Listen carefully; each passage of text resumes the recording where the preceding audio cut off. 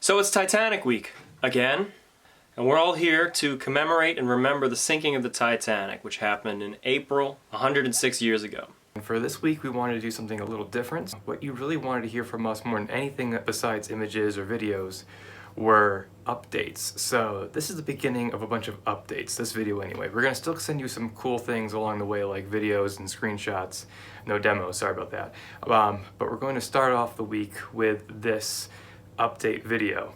And by the end of the week, we're gonna have an interesting video or podcast or live stream. We'll let you know what it's going to be, which is going to explain some more interesting, exciting developments along the way next month. To start Titanic week off, we're going to give you guys a blanket update. We're going to go into a few different categories of the production, and we're going to tell you some details about what we've been doing over the last year or so. What we've been working on is the investment search. As you know, it's going to take a lot to finish this game, and there's just a handful of us working full-time on this in our free time. Some of us are doing it for free while we have part-time jobs or full-time jobs. Some of us are trying to make this our only job. That's how dedicated we are, and a lot of us aren't getting any compensation for it, so it's difficult. But we know that we have to find investors, and that's what we've been doing this whole time. Now, without giving too much away, because we have this kind of in store for you next month, and we'll talk about that in a few weeks or so. A lot of our time and effort and money has been going into the investment search, and we think we're in the home stretch, fingers crossed. Like I said, we spent so much time, so much effort creating the documents, all the PowerPoints, all the business plan models, so many market announcements, all this stuff that's been required to actually pitch this properly to the right people. And that involves creating demos to show to the right people. The demos weren't just for you guys. We need to give you guys something in return, and that excites us to be able to explore Titanic just as much as it is for you guys to explore. But those demos which we sent out there, we sent up to companies as well, not just investment companies, but the people who manage and communicate with investment companies.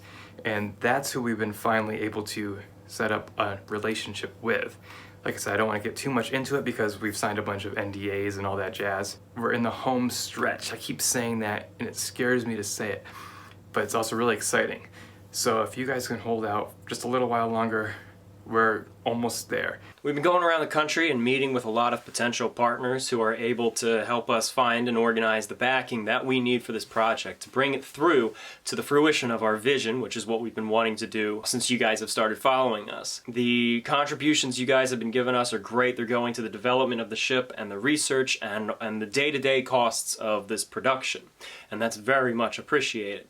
But once the investment is secured, we're going to need to cut the opportunity for more contributions because we need to go exclusively with an investor. If you guys are on the fence about contributing, now is the time to do it, or at least in the coming weeks. Once the investment is secured, that's cut. There's still a little bit of a leap ahead of us, and we're getting there. We hope you all understand, but right now, still, you guys are the people who are funding it, since you are contributing to it. So we're going to give as much information as we possibly can to you guys. And that's what these videos are going to do. This is what this video is about right now, our update video. So what else have we been doing? And also in our travels, we've been meeting with our advisors. We met up with Ken on the Queen Mary last year. We met up with Parks just a couple of months ago, and we met up with Bill Sauter. What they did is they sat down with us for a little bit and they went over some of our demos. Some of them got to play it in virtual reality, which was really exciting to watch the reactions. The thing that actually has me most impressed is the way the lights reflect off the ceramic tiles. Briefly went over and looked for anything that stood out. They're advisors, so they have to be able to look around our demos and see things. They're like, wait a minute, that doesn't look right, and be like, oh yeah, we know about that, or oh wow, really? It's a learning process still. That sink is a laundry tub. Chances are it was one of the sinks for third class. You'd have a trunk line, a bunch of lines going down, but maybe the other side is just for decoration. Symmetry? I think it's It could just be symmetry, yeah. Wording's like their symmetry. Yeah. So that's how I figured out the height of ours. Holy If you guys have read the fantastically detailed book On a Sea of Glass by Tad Fitch, J. Kent Layton, and Bill Wormstead, some of them have been with us already, But now we basically have that whole writing staff helping us out. It's just been very enlightening, and of course we're still working with Park Stevenson and Bill Sauter and Ken Marshall and Dan Klistener. It's a really wonderful lineup of experts who are helping get the ship right and the people right and the story and the timeline. We're really blessed to have everyone like them on board, and they've been faithful with us since before financing. And now we're going into the financing aspects of the production, and we're very appreciative. Tom has been making sure to talk with them the whole time when he's been creating his story, writing the elements that go into the entire plot line and the levels, because that's a big step that we've been working on too this whole time, is not just like the ship itself and the levels and the environments, but also the gameplay. The story was finished over a year ago, and now I'm finishing it again.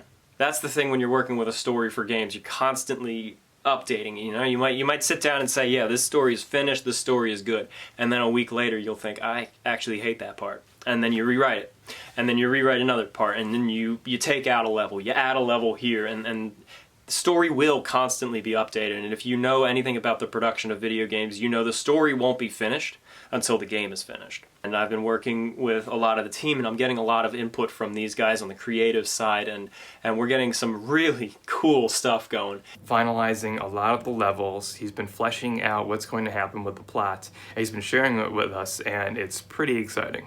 And what I really like now, over the last couple of weeks, is prior to that, there were a few levels in there which I just kept thinking, I don't actually like those levels. They're going to be boring or redundant or just not as exciting and memorable as I want every level in this game to be. So I like that our team sat down and we discussed all these ideas and we hashed out all these different parts. Now, every level that was weak are now actually my favorite levels.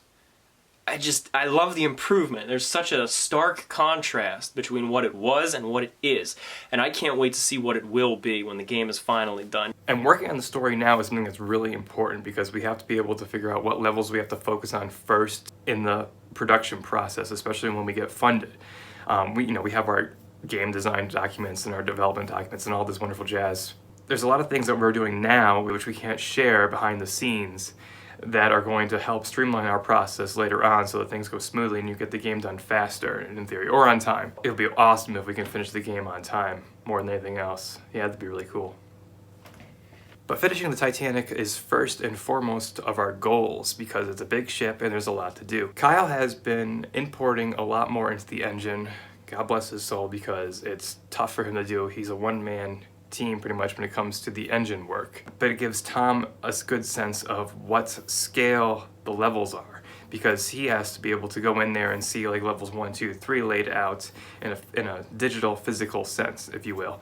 So we've been implementing a lot more engine work into our scheduling right now. And there's so much in the game engine now. We've shared some screenshots, we've licensed some footage and screenshots out to documentaries. And there's so much going into the engine and being tested and optimized and put into the memory maps to make sure the computers can hold it. And so they're actually very exciting to see, like the first class reading and writing room, or the second class dining saloon, or even different parts of Scotland Road, like the aft end, or some of the auxiliary spaces that branch off of Scotland Road. Kyle has been doing a fantastic job getting some of that stuff in the engine, and he's also been working on the hull of the ship, which you guys will be actually seeing a little featurette on Kyle's production of the hull in the next couple of days. As you guys have been seeing on the progress plan, a lot of the ship is now green or blue. There is very little of the ship that has not been touched. We generally tell people we're in like the 60s range, but if you really wanted to sit down and go through the models we have, we're actually around the 80%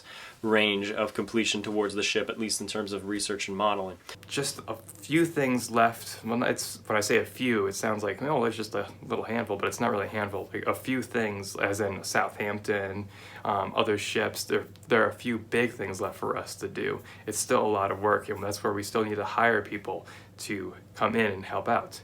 We still need the programmers, we still need other modelers to create the massive characters and the props. That's where we need to have the investment come in. We're always still trying to learn everything we can about Titanic and her story and her passengers. We're getting to the apex of what we can learn and what we can put into the game. Now, when we first had our Indiegogo campaigns, the money that you guys contributed to those campaigns. A lot of it went into research. So a lot of the Titanic research that we learned and uncovered is because of what you've given us. In one of our upcoming videos this week, or live streams, we're going to talk about how we're going to give you back a lot of the research that you've provided us, in a sense, without giving away everything that's going to be in the game, you know, because we want to save some stuff for the final game.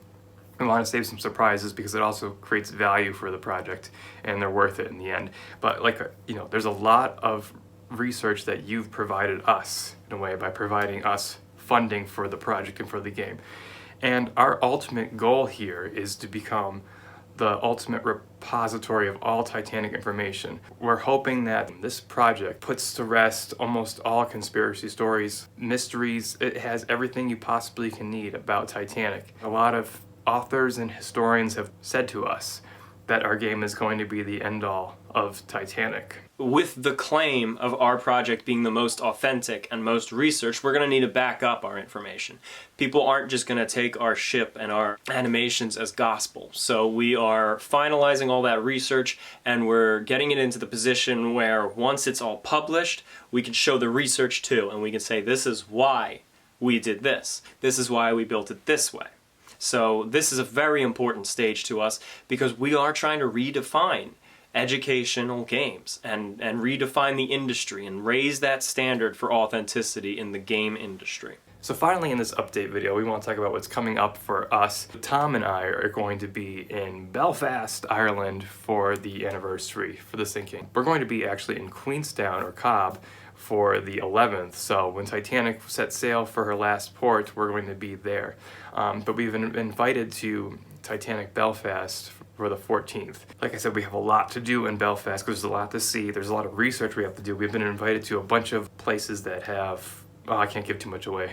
It's going to be exciting. But there's a lot of secret places in Ireland that have Titanic, Olympic, and Britannic things that we need to study. We're meeting with the Titanic Society of Belfast, or the Belfast Titanic Society. We're going to their gala, and we're going to be giving a little bit of a presentation, touring the Nomadic, touring the Thomas Andrews House, and of course all of these are going to be videos that we're going to share with you guys. Also coming up, we're going to other Titanic conventions in the United States because it's a lot easier for us. We're going to be going to one in Tennessee, but we're also going to one in Canada. We're going to be going back to Halifax. You guys might have seen some of our videos doing a tour of the cemeteries or a little clip of our presentation up there. But now we're actually going back for the Titanic International Society convention, which is joint with the Titanic Society of Atlantic Canada. And we're going to be bringing our virtual reality setup up there and giving our presentation and talking to them and sharing this with Titanic enthusiasts. And then we're going to be going to the Titanic Conference in Pigeon Forge, Tennessee. But there are a few conventions that are not just Titanic. We've been invited to some of the big gaming conventions by some pretty big names. And when I can give you more information on that, I will. Every convention that we go to, whether a Titanic conference or a gaming convention, it always helps us sort of impress some people who we really need to impress to get this game done. So now that we've gone through a lot of the big hurdles, we really want to be more connected with the fans and let them know what's going on. We had to go quiet for a while. We had issues with other games taking our stuff. It's amazing. There doesn't seem to be a way that other Titanic games can make a Titanic game without using our stuff or literally hacking it out of our demos. So there's issues with that. So we've had to go quiet because everything we post gets stolen.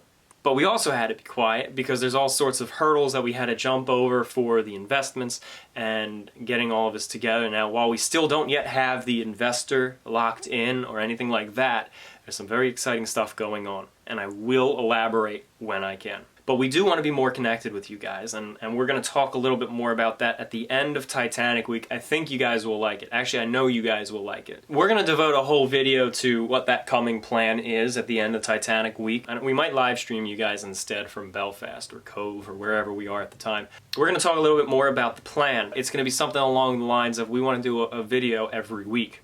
It's going to be a mixture of an update once a month and then a historical video once a month and an interview or a little vignette or a behind the scenes. And there's going to be like a schedule where every week is a devoted week for whatever week of the month it is. So I think you guys will like it. There's going to be a lot of updates starting with Titanic Week. And all of these little videos, whether they're historical or something else, it's going to always tie in with the game. It's either going to be a research trip we went on to research an element of the game, or it's going to be something that is beloved among the Titanic community, or it's going to just be the behind the scenes of something, or maybe it'll be a sneak peek at a certain area or a certain scene of the game. Matt and I are making a whole video about that that's coming at the end of Titanic Week. Until then, enjoy Titanic Week. We've posted the schedule on our Facebook, and you can also go to our newly designed website, titanichg.com. It's the same URL, but now it's a cleaner, straightforward design, and it has an updates page, and of course the demos are still there.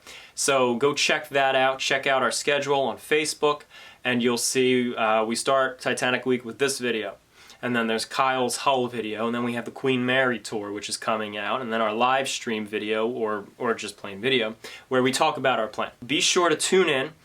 Hope you guys enjoyed Titanic Week. We might post a few screenshots here and there as well. And then after that, I'm really looking forward to sharing with you some of our behind-the-scenes videos, or interviews with people who are helping us, or little historical productions. Thanks for listening.